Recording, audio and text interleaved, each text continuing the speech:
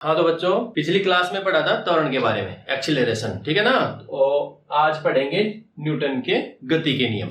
ठीक है बच्चों, न्यूटन्स लॉ ऑफ मोशन अर्थात न्यूटन की गति के नियम कितने होते हैं? 3। प्रथम नियम, द्वितीय नियम और तृतीय नियम। 3 नियम दिए थे न्यूटन ने गति के, उनको पढ़ेंगे। साथ साथ बच्चों जिन्होंने चैनल सब्सक्राइब नहीं किया है ना, वे चैनल को सब्सक्राइब कर लें।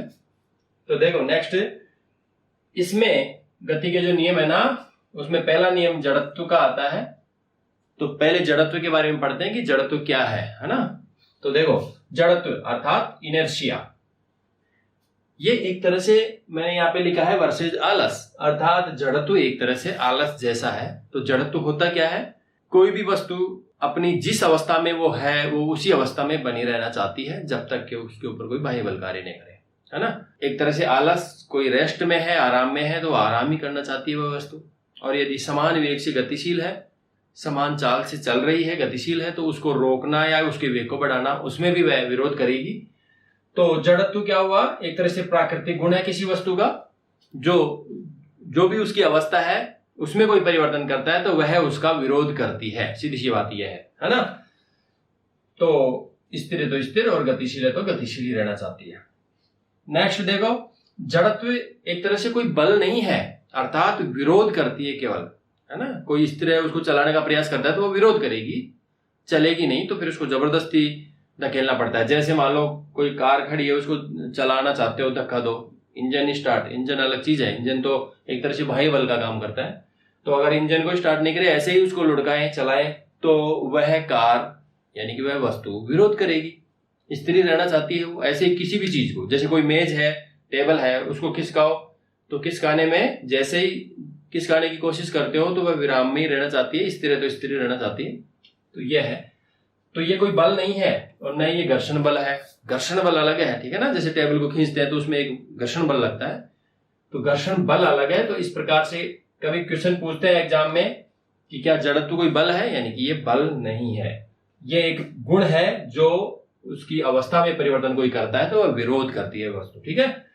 दूसरी बात यह है कि यह द्रव्यमान पर निर्भर करता है, अर्थात जिस वस्तु का जितना द्रव्यमान उस वस्तु में उतना ही क्या है, जड़त्व, अर्थात वह उतना ही विरोध करती है। ऐसे समझो, जैसे मान लो एक कार खड़ी है और एक ट्रक खड़ा है, दोनों को लुढ़काना चाहे, है ना, उनको चलाना चाहे धक्का देके, तो किसको लुढ़काना आसान है? ट्रक और कार में से कार को लुढ़काना आसान, ट्रक को लुढ़काना मुश्किल। क्यों? क्योंकि ट्रक का द्रव्यमान अर्थात उसमें जो भार है, द्रव्यमान है, वो ज्यादा है तो उसमें जड़त्व भी ज्यादा है, अर्थात विरोध करने का गुण। उसको खिसकाने का प्रयास करे तो वो विरोध करेगा, खिसकना नहीं चाहेगा, तो वह उसमें ज्यादा है। तो ये किस पे डिपेंड करती है? द्रव्यमान पर, अर्थात जड़त्व जो है समानुपाती होता है द्रव्यमान के, मास के, ठीक है ना। तो इस प्रकार से अब है जड़त्व के प्रकार, अर्थात टाइप्स ऑफ इनर्शिया। तो ये जड़त्व के प्रकार कितने प्रकार के होते हैं जड़त्व? देखो, एक तो होता है विराम का, रेस्ट का, एक होता है गति का, कि वस्तु विराम में है या गति में है या किसी दिशा में चल रही है।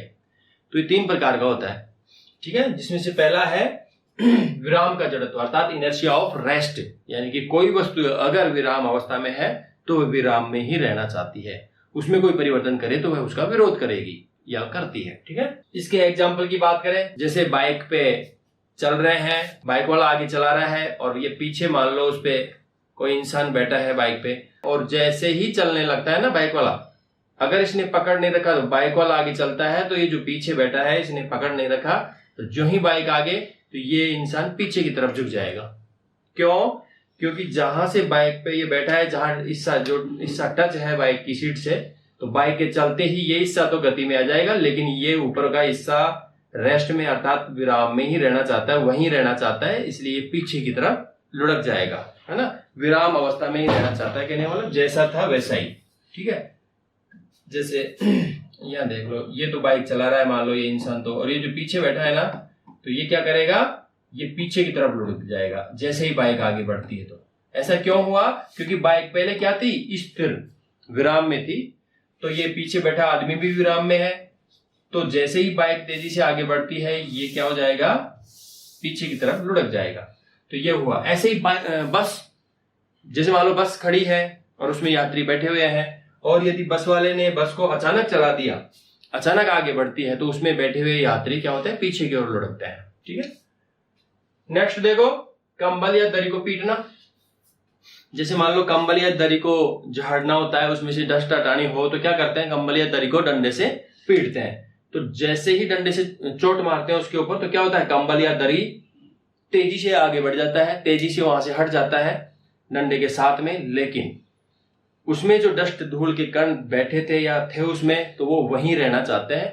तो कंबल या दरी तो आगे बढ़ जाता है और कण वहीं रह जाते हैं, इसलिए उससे अलग हो जाते हैं और धूल निकलती है, उसमें से डस्ट निकलती है। ठीक है ना। ऐसे ही सोफे पे चोट मारते हैं तो जैसे ही सोफे पे चोट मारेंगे तो सोफा क्या हो जाएगा, नीचे की तरफ चला जाएगा, लेकिन उसमें डस्ट के कण वहीं रह जाएंगे।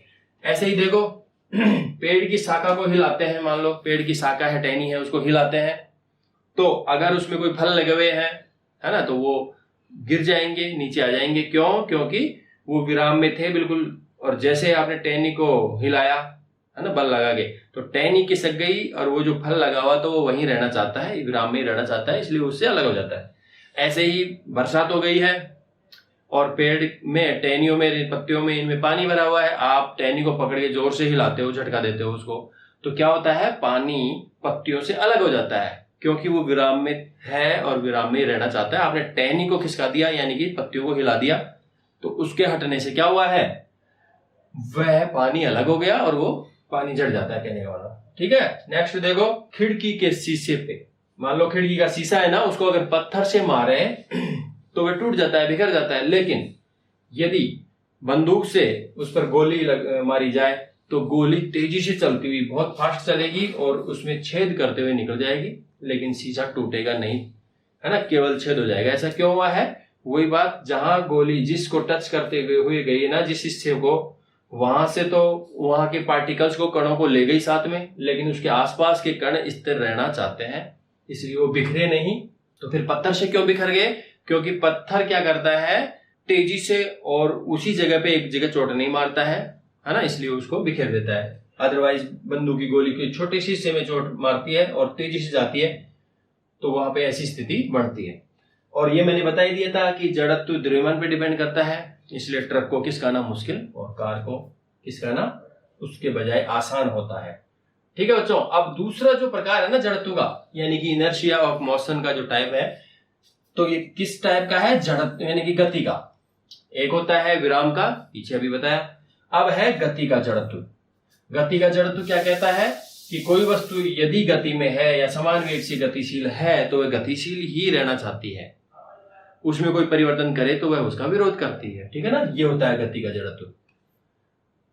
तो देखो इसका एग्जांपल देखो, क्वेश्चन कैसे बनता है, कैसे पूछा जाता है कि चलती गाड़ी का रुकना। मान लो कोई गाड़ी चल रही है या बाइक चल रही है, चलते चलते अचानक ब्रेक लगाने पड़ जाए, है ना, सामने कुछ आ जाए, गड्ढा आ जाए या फिर ब्रेकर आ गया, ध्यान नहीं रहा, और अचानक बाइक को या कार को रोकना पड़ जाए, गाड़ी को रोकना पड़ जाए, तो उसमें जो पीछे बैठे हुए हैं वो यात्री क्या होते हैं, आगे की तरफ झुक जाते हैं। क्यों ऐसा होता है? जैसे अभी विराम के लिए मैंने बताया था, तो अब गति का देखो। गति के लिए एग्जांपल देखो, जैसे मान लो ऐसे चल रहे हैं, बाइक ऐसे चल रही है, और जैसे ही बाइक के ब्रेक लगाते हैं तो देखो ये जो पीछे बैठा हुआ है बाइक के साथ गति में था, और जैसे ही ब्रेक लगाते तो आगे की तरफ वो झुक जाता, अब की बार आगे की तरफ झुकेगा। ये आपको समझना है, और वैसे तो आपने अनुभव भी किया है ना, कि कब आगे की तरफ झुकता है और ये कब पीछे की तरफ झुकता है। तो चलती गाड़ी में अगर ब्रेक लगा दिए गए तो आगे की तरफ झुकेगा, क्यों कि वह गति में था और बाइक रुक गई है, तो उसका नीचे का हिस्सा बाइक की सीट के साथ रुक गया, लेकिन ऊपर का हिस्सा आगे जाना चाहता है, गति में ही रहना चाहता है, इसलिए वो आगे की तरफ झुक जाएगा। नेक्स्ट देखो, चलती गाड़ी अचानक स्पीड पकड़ ले, यानी कि समान वेग से चल रही थी लेकिन तेजी से, यानी कि अब क्या हुआ है, अब रुकी नहीं है लेकिन अब वेग बढ़ गया है। तो जिस समान चाल से चल रही थी तो वह व्यक्ति जो पीछे बैठा है, मान लो बाइक में या कार में बैठे हैं या बस में बैठे हैं, तो उसी वेग से चल रहे थे, लेकिन अगर स्पीड अचानक बढ़ जाती है तो वह कम वेग से जो चल रहे थे, समान वेग से चल रहे थे, उसी में रहना चाहते हैं, लेकिन नीचे का हिस्सा आगे बढ़ जाता है तो पीछे की तरफ लुढ़केगा। समझ में आ गई होगी? यदि समान वेग से चल रही है और अचानक स्पीड बढ़ा दे तो पीछे की तरफ गिरेगा, और चलते चलते अगर ब्रेक लगा दे तो आगे की तरफ झुकेगा। इस टाइप से ये क्या होते हैं, ये जड़त्व का है, यानी कि जैसी स्थिति में है वैसे ही रहना चाहता है, अगर उसमें कोई परिवर्तन होता है तो उसका विरोध करता है, इसीलिए ऐसा हो जाता है। और ऐसे ही एक समान वेग से चलती रेलगाड़ी, एक समान वेग से रेलगाड़ी चल रही है और उसमें यात्री बैठे हुए हैं। उनमें से कोई यात्री अगर बॉल को ऊपर फेंकता है, ठीक है, गेंद को ऊपर उछालता है, तो वह बॉल वह गेंद उसके हाथ में ही आ जाती है, पीछे की तरफ नहीं रहती है। कारण क्योंकि ट्रेन जिस स्पीड से चल रही है उसी स्पीड से उसमें बैठे हुए यात्री भी उसी स्पीड से यात्रा कर रहे हैं, उसी स्पीड से चल रहे हैं। तो उसमें जो गेंद थी हाथ में वो भी उस स्पीड से चल रही है। जैसे ही उसको उछाला तो उछाल दिया, तब भी वह गति में है, इसीलिए उछालने के बाद वापस वही हाथ में आ जाती है, पीछे की तरफ नहीं रहती है। ठीक है ना। जैसे मान लो ये ट्रेन है और बॉल को यहां उछाला है और ट्रेन आगे बढ़ गई और बॉल पीछे गिर जाएगी, ऐसा नहीं है। इस इंसान ने मान लो उछाला है बॉल को, तो इसी के हाथ में आएगी। कारण क्योंकि बॉल भी क्या कर रही है, ट्रेन के साथ ही गति में है। ऐसे ही वो इंसान भी ट्रेन के साथ गति में है, इसलिए गति में ही रहना चाहता है।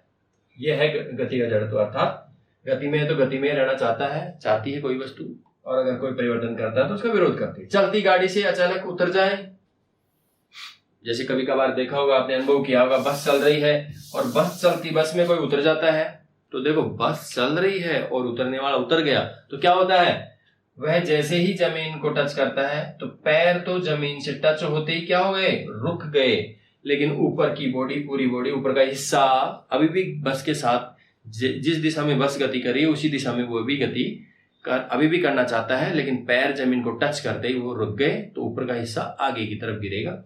इसलिए चलती गाड़ी से कोई उतरता है तो आगे की तरफ गिर सकता है, गिर जाता है, इसलिए चलती गाड़ी से उतरना नहीं चाहिए। और यदि फिर भी कभी मजबूरी हो जाए कि स्लो गाड़ी चल रही है फिर भी उसमें उतरना पड़ जाए, तो ये ध्यान रखो कि जिस दिशा में बस या कार गाड़ी मतलब बस चल रही है तो उसी दिशा में मुंह करके थोड़ा सा चलते हुए उतरो, है ना। क्योंकि जैसे बस चल रही है उसी दिशा में चलते हुए उतरो, क्योंकि जैसी स्थिति बन रही है, जिस दिशा में चल रहे हैं उसी दिशा में चलते हुए उतरेंगे तो चोट नहीं लगेगी, गिरेंगे नहीं।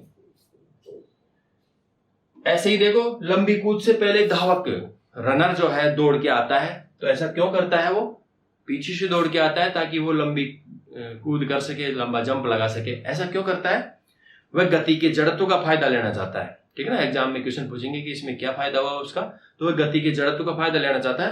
अर्थात कोई गतिशील है कोई वस्तु तो वह गतिशील ही रहना चाहती है, तो जैसे ही जहां से जंप करेगा उस लाइन को यहां से जंप करके ऊपर उछल जाएगा, तो जिस गति से आ रहा था अभी उछलने के बाद भी वह गति में ही रहेगा, इसलिए वह दूर तक जाता है और दूर जाके गिरता है। तो लॉन्ग जंप, ज्यादा लॉन्ग होता है जंप, है ना, उसका फायदा लेने के लिए वो पीछे से दौड़ के आता है। अगला है, हम जिस गाड़ी या बस में सवार है ना, और कोई पूछे कि मान लो बस में बैठे हो और बस 50 किलोमीटर पर आवर की स्पीड से चल रही है, तो फिर आप स्थिर हो या गतिशील हो, और यदि गतिशील हो तो किस वेग से। तो याद रखना, जिस ट्रेन या बस में बैठे हैं और वह जिस स्पीड से चल रही है ना, तो उसमें बैठे हुए सभी यात्री उसी स्पीड से यात्रा करते हैं, चलते हैं, कहने का मतलब है ना, वो भी गति में रहते हैं। नेक्स्ट है, तेज दौड़ता हुआ धावक पॉइंट पर अचानक नहीं रुकता है। क्यों नहीं रुकता है, वही बात, पीछे से दौड़ के आया है और अगर वो पॉइंट पे ये तो अभी तो लॉन्ग जंप की बात थी, अब मान लो कहीं पे पीछे से दौड़ के आना है, दौड़ पूरी करते करते यहाँ रुकना है, अभी इससे आगे दौड़ उसको नहीं करनी है, यहीं पूरी करनी है मान लो, यहाँ लॉन्ग जंप से अलग चीज है। तो वो कोई दौड़ के आ रहा है तो वो कोई देखे कि ये पॉइंट आ गया तो यहाँ रुक जाओ, तो वो यहाँ नहीं रुकता और रुकना भी नहीं चाहिए, है ना। तो वो यहाँ नहीं रुक सकता, क्यों, यहाँ तक आते आते तो उसको पूरा करना ही है, लक्ष्य गोल उसको पूरा करना है, यहाँ पे टच करना है, लेकिन इसके बाद वो अचानक नहीं रुक सकता, वो दौड़ता हुआ थोड़ा आगे जाता है। कारण कि वो जिस स्पीड से, जिस वेग से पीछे दौड़ता हुआ आ रहा था, उसका शरीर अभी भी गति में ही रहना चाहता है, दौड़ते ही रहना चाहता है, इसलिए उसको अचानक वो खुद रोक नहीं सकता, रोकना भी नहीं चाहिए, नहीं तो गिर जाएगा, है ना। इसलिए वो थोड़ा सा आगे तक दौड़ के हुए जाता है, फिर लौट कर आ जाता है। ठीक है, नेक्स्ट देखो, तीसरा जो जड़त्व है, तीसरे टाइप का जो जड़त्व है वो क्या है, तीसरे टाइप का जो जड़त्व है वह है दिशा का जड़त्व। पीछे दो जड़त्व पड़े, कौन कौन सा, एक तो विराम का, रेस्ट का, तो कोई विराम है तो विराम ही रहना चाहता है। दूसरा पड़ा कि गति का, कोई गतिशील है तो गतिशील ही रहना चाहता है। अब तीसरा है कि कोई जिस किसी भी दिशा में चल रहा है तो वह उसी दिशा में बने रहना चाहता है, अर्थात अगर कोई उसकी दिशा बदले तो वह उसका विरोध करेगा। वह वस्तु उसका विरोध करेगी, कहने का मतलब इसको कहते हैं दिशा का जड़त्व। तो दिशा के जड़त्व में क्या होता है, वस्तु अपनी दिशा में परिवर्तन का विरोध करती है। कोई उसकी दिशा बदलना चाहे तो वह नहीं बदलना चाहती, विरोध करेगी। जैसे 20 किलोमीटर पर आवर की स्पीड से मान लो बाइक चल रही है या 50 किलोमीटर की स्पीड से चल रही है और आप इसको अचानक घुमा देते हो, तो इसमें बैठा हुआ यात्री इधर की तरफ झुकेगा, है ना।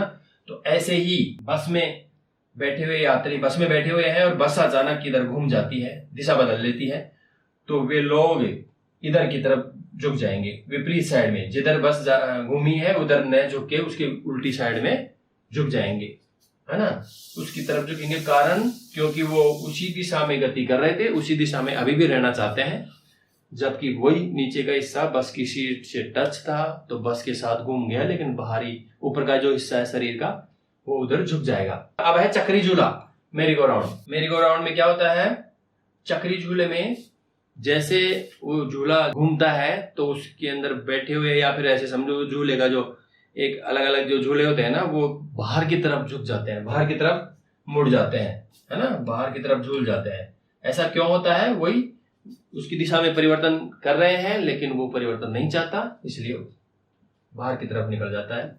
नेक्स्ट, धागे से पत्थर बांधो। मान लो धागे के पत्थर बांध के उसको ऐसे अगर घुमाएं और छोड़ें तो किसी एक दिशा में दौड़ जाएगा, क्योंकि ऐसे पकड़ के घुमा रहे हैं तो वो तो क्या अभिकेंद्री बल, है ना, अभिकेंद्री बल की तरफ, है ना, सेंट्रीपिटल फोर्स है ना, उसकी वजह से उसको बांध के रखा है, घुमा रहे हैं। और लेकिन जैसे ही छोड़ेंगे वह एक निश्चित दिशा में दौड़ जाएगा, जिस दिशा में उसको छोड़ा है।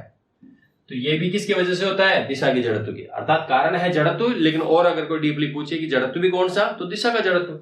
जड़त्व के बारे में बता दिया मैंने, अर्थात गति के नियमों में जो 3 नियम है ना, उसमें से पहला था जड़त्व का नियम, जिसको कहते हैं गैलीलियो का नियम। ठीक है बच्चों, तो जड़त्व के नियम के लिए अभी फिर ज्यादा लंबी हो जाएगी तो इसको यहीं पे स्टॉप करते हैं।